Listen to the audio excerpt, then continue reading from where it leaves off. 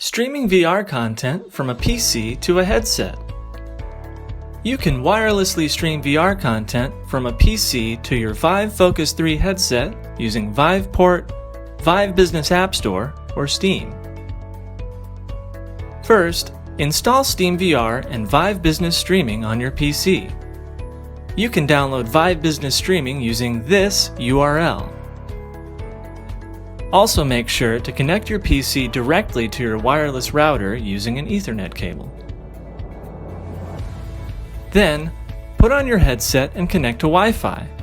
Make sure your headset and PC are connected to the same network.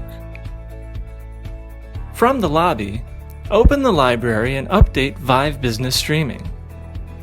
After the update is finished, open Vive Business Streaming and go to Select Streaming PC.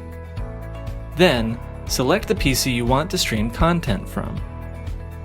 Next, press the menu button on the left controller and select the content you want to stream.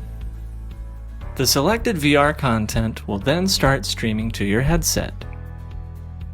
If you want, you can also stream content from a PC using a USB cable. We recommend using the Vive streaming cable for the best performance. Vive Business Streaming turns your all-in-one headset into a top-of-the-line PC VR headset.